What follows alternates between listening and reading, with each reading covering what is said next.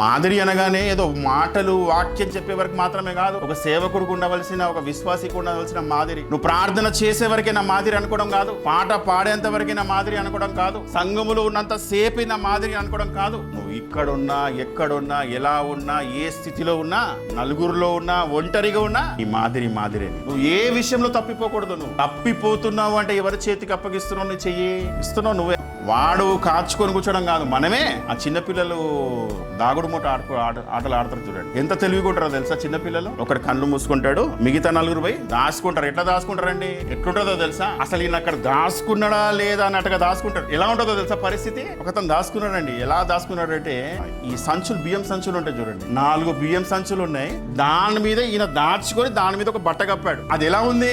4 కాదు 5 బియ్యం సంచులు ఉన్నట్టుగానే ఉన్నది. అది వాడు వెతికి వెతికి మొత్తం అంతా వెతికేశాడు, కనబడట్లేదు. వాన్ ఓపిక కూడా ఎంత తెలుసా? అరగంట అండి. అరగంట వరకు కూడా కదలకుండా, మెదలకుండా, తుమ్మకుండా, దగ్గకుండా, ఊపిరి బిగించుకొని అక్కడే అలాగే ఉన్నాడండి అరగంట వరకు. అంత వెతికి వెతికి వెతికి వెతికి వాడు అలసిపోయి కూర్చున్నాడు. వెంటనే వాడు వచ్చి అవుట్. అందరూ ఆశ్చర్యపోయారు కూడా దేవుని పిల్లలు. కానీ పరిస్థితులు ఎలా ఉండేది తెలుసా? దాచుకుంటాము, ఆడ చూసే వరకు కాళ్ళు చూపిస్తూ, చేయిలు చూపిస్తూ, కదులుతూ, మెసులుతూ, అంటే ఎదుటి వాడు కష్టపడకుండానే దొరికిపోతాం అనమాట.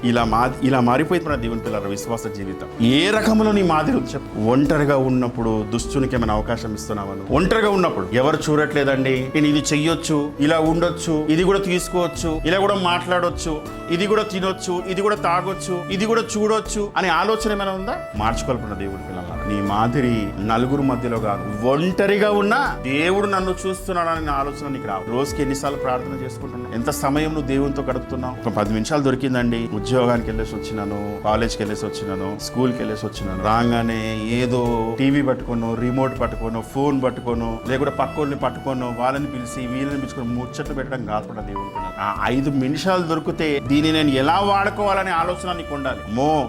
దేవుడితో ఈ రోజు నేను గడపలేదు, ఖచ్చితంగా నేను సమయాన్ని నేను దేవునికి ఇయ్యాలి, దేవుళ్ళు నేను గడపాలి. ఎందుకంటే నాకు నా కుటుంబం ఉంది, నా తల్లి ఉంది, నా తండ్రి ఉన్నాడు, నా పిల్లలు ఉన్నారు, నాకు నా ఆరోగ్యం ఇలా పరిస్థితి ఇలా ఉంది, నా ఆర్థిక పరిస్థితి ఇలా ఉంది. నేను లోకం మీద ఆధారపడి, లోకం వైపు నేను చూడదు, నేను దేవుని మీద ఆధారపడాలి. ఒంటరిగా ఉన్నావా? ప్రార్థన చెయ్యి, వాక్యాన్ని చదువు. వాక్యాన్ని చదవడం రాదా? వాక్యాన్ని విను, నీ పిల్లలతో చదివించుకో. నువ్వు చదువు, నువ్వు కూర్చో, నీ భార్యను కూర్చోబెట్టు, నీ భర్తను కూర్చోబెట్టు, వాక్యంలో బలపరచు, నువ్వు ప్రార్థన చెయ్యి, వాళ్ళతో ప్రార్థన చేయించు, సంఘానికి రా, వాళ్ళని నడిపించు, వాళ్ళని తీసుకొని రా. ఏదో ఒక రకంగా మనల్ని మనము స్థిరులుగా ఉండాలి దేవుని పిల్లలారా. అస్సలు ఏ మాత్రము అవకాశం ఇవ్వకూడదు.